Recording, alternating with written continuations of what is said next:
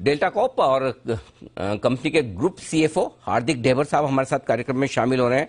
हार्दिक sir, बहुत बहुत स्वागत है आपका। सबसे पहले तो बधाई स्वीकार करें जो मैं पढ़ रहा हूं आपके नतीजों पर कि अब तक की सबसे बेहतरीन तिमाही रही है डेल्टा कॉर्प के लिए, आय के लिहाज से भी, मुनाफे के लिहाज से भी। क्या ये सही है सर? धन्यवाद अनिल जी, आपकी बधाई के लिए। तिमाही में आय के माध्यम से सबसे बेहतरीन तिमाही रही है, ये बात बिल्कुल सही है। इनफैक्ट मैं ये कह रहा हूं कि 6 महीने का अगर अर्धवर्षीय नतीजा भी देखें तो ये सबसे बेस्ट 6 अर्धवर्षीय नतीजे हैं। चाहे आय के माध्यम से देखें या मुनाफे के माध्यम से देखें, किसी भी माध्यम से डेल्टा कॉर्प की हिस्ट्री में ये सबसे बेहतरीन नतीजे हैं। वाह, तो अब तक की सबसे बेस्ट परफॉर्मेंस रही है। और हमारे चैनल पे शायद ही कोई ऐसा एक दिन जाता होगा जिस दिन डेल्टा कॉर्प का जिक्र ना हो, है ना। One of the most talked about stock हमारा ये है। हमेशा कुछ ना कुछ चर्चा होती रहती है। राशु मदान साहब तो कहीं कहीं से ले ही आएंगे। बट एनीवे, चलो नतीजों पर बातचीत करते हैं। क्या खास वजह है सर इन नतीजों के पीछे? ऐसा क्या कुछ बदला है कि ये तिमाही आपके इतिहास की अब तक की सबसे बेहतरीन रही है?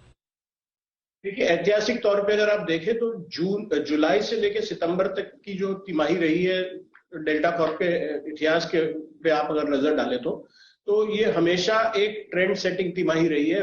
हमारा जो रेवेन्यू ग्रोथ है वो ऑलवेज इसी तिमाही से आता है, और फिर अक्टूबर और दिसंबर वाली तिमाही जो कि हॉलिडे सीजन कहा जाता है उसमें कंटिन्यू होता है। तो एक तो ये ऐतिहासिक तौर पे हमेशा ही अच्छी तिमाही रही है।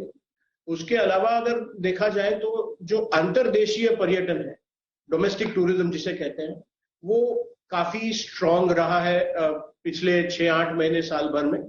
और इसका फायदा, क्योंकि गोवा एक सबसे सॉट आफ्टर डेस्टिनेशन है इंडिया में, तो जो अंतर्देशीय टूरिज्म है उसका फायदा काफी हद तक गोवा को हुआ। और जैसे जैसे गोवा में लोग ज्यादा से ज्यादा आएंगे, तो हमारा ये मानना है कि हमने पहले भी कहा है कि जितने लोग ज्यादा आएंगे, जितने हम ज्यादा लोगों को अट्रैक्ट कर सकेंगे हमारे बोट्स पे, उसका जो नतीजा होगा वो रेवेन्यू और प्रॉफिट पे दिखेगा। और जैसे आपने देखा होगा, जून की तिमाही और सितंबर की तिमाही देखेंगे तो हमने करीब 24 करोड़ से तिमाही दर तिमाही में बढ़ोतरी हुई है रेवेन्यू में। और हमने पहले भी कहा है कि ये एक हाईली ऑपरेशनल लेवरेज वाला बिजनेस है। तो एक निर्धारित लागत के बाद जो भी आय आती है उसका करीब करीब 55 से 60% जो होता है वो मुनाफे में तब्दील होता है। तो अगर आप देखें 24 करोड़ से हमारी आय बढ़ी है और उसके सामने करीब 13-14 करोड़ से हमारा मुनाफा बढ़ा। Okay, perfect. तो ये बड़ा दमदार है। लेकिन आपने एक इंटरेस्टिंग बात की जवाब में, वो कहा कि ये तिमाही हमारे लिए ट्रेंड सेटर रहती है, राइट? तो ट्रेंड सेटर के लिहाज से क्या फिर जो साल की तीसरी तिमाही है दिसंबर वाली, आई थिंक वो आपकी सबसे बेस्ट होती है, राइट? इस बार क्या ये नेक्स्ट क्वार्टर, ये अगली तिमाही जो अक्टूबर से लेकर लगाकर दिसंबर तक की है, वो सबसे शानदार रहेगी और इस तिमाही से भी बेहतर होगी सर? कामना तो यही रहेगी कि सबसे बेहतर हो, कोशिश भी यही रहेगी, और आप लोगों की सबकी दुआ रही तो शायद जरूर सर भी हो जाए। नहीं, ये तो ठीक है। ये तो क्वालिटेटिव एस्पेक्ट है, मैं क्वांटिटेटिव जानना चाहता हूं। रुझान कैसा मिल रहा है? बुकिंग्स आपको आती होगी, लोग जो आ रहे हैं उससे सेंस क्या मिल रहा है? मतलब क्या वाकई में ये क्वार्टर आपका करंट क्वार्टर बेहतर होगा पिछले से? मेरे हिसाब से रन रेट के हिसाब से देखा जाए तो ये क्वार्टर, अभी के जो रुझान है वो तो यही बता रहे हैं कि ये सेम लेवल और इससे बेटर के लेवल की और ही निर्देश कर रहे हैं। और जैसे जैसे नवंबर दिसंबर आएगा वैसे गोवा की ओवरऑल बुकिंग्स और विजिटेशंस पे ज्यादा हम दृष्टिकोण देख सकते हैं, तो तब जाके पता चलेगा। बट हिस्टोरिकली जैसे आपने कहा, आपकी बात 100% सही है कि ये तिमाही हमेशा से सबसे बेस्ट तिमाही रहती है। परफेक्ट, एकदम। अच्छा सर, एक चीज जो लगातार सुर्खियों में चल रही कि गेमिंग बिजनेस को लेकर, कैसीनो बिजनेस को लेकर, बेटिंग बिजनेस को लेकर जीएसटी काउंसिल को फैसला लेना है। जीएसटी किस तरह से लगाया जाए, कहाँ लगाया जाए, क्या किया जाए? क्या डिमांड है आपकी कंपनी की, आपके सेक्टर की? क्या होना चाहिए और कब तक होने की आप उम्मीद कर रहे हैं? देखिए, अव्वल तो ये है कि पहले थोड़ा कंफ्यूजन था जीएसटी काउंसिल के दिमाग में भी कि वो तीनों जो बिजनेसेस हैं, चाहे हॉर्स रेसिंग लेके चले, कसिनोज लेके चले या ऑनलाइन लेके चले, वो तीनों को एक ही मापदंड से देख रहे थे।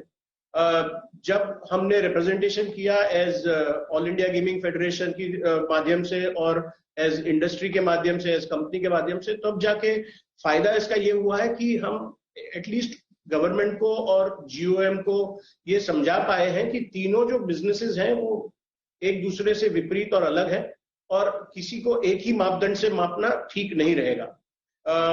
उसके उपरांत मैं आपको ये बताना चाहूंगा कि कसिनो का जो बिजनेस है वो 2017 में जब GST लॉन्च हुआ उस समय से लेके अब तक 28% पे ही GST भर रहा है।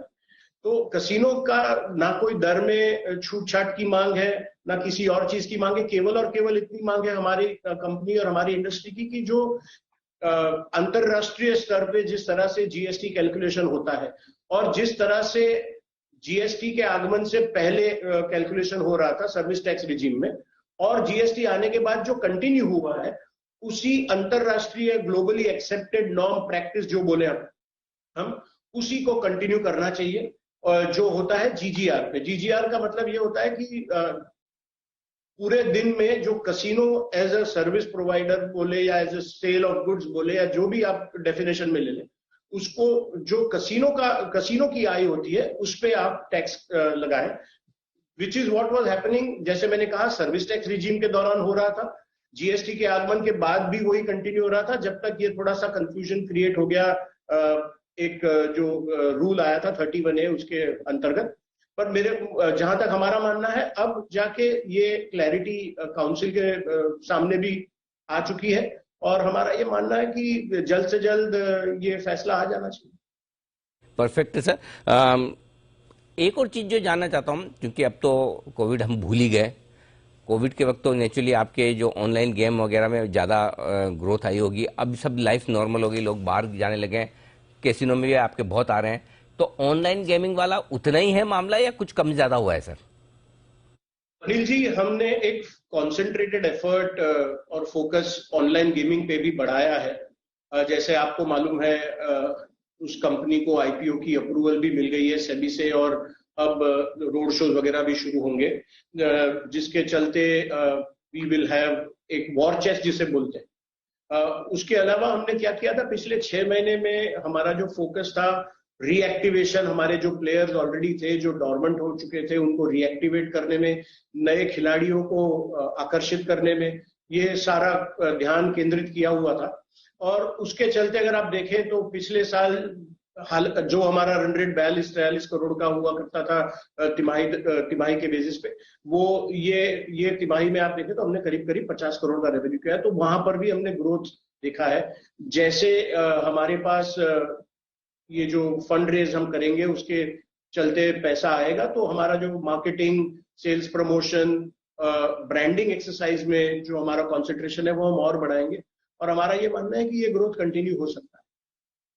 बिल्कुल, तो उम्मीद करें कि आपकी ग्रोथ चाहे वो ऑनलाइन गेमिंग की हो चाहे कैसीनो की, यही बरकरार रहे। और जैसा आपने कहा भी कि इसी तिमाही से आपको संकेत आ गए कि आने वाली तिमाही दमदार होगी। बहुत बहुत शुभकामनाएं सर, आपके लिए बिजी सीजन है, अक्टूबर से दिसंबर, दिवाली, फिर न्यू ईयर के आसपास जबरदस्त आपकी रेवेन्यू बढ़ती है। उम्मीद करें अच्छा सीजन आपके लिए साबित हो। हार्दिक जी, बहुत बहुत धन्यवाद आज हमें समय देने के लिए और जी बिजनेस के दर्शकों से बात करने के लिए। धन्यवाद। Thank you sir. Delta Corp का मैनेजमेंट एकदम पूरी तरह से कॉन्फिडेंट, लगता है दीप ये वाले क्वार्टर का रिकॉर्ड आने वाले क्वार्टर में टूट जाएगा। बिल्कुल। जिस तरह की भीड़ और जिस तरह की बुकिंग्स और जिस तरह से प्राइसेस मजबूती से रियलाइजेशन हो रहे हैं, अच्छा समय। आज मेरे ख्याल से स्टॉक इसलिए थोड़ा ठंडा है क्योंकि बैंड में भी है और थोड़ा मार्केट के मूड माहौल के हिसाब से, बट आई थिंक एक्शन भरपूर रहना चाहिए।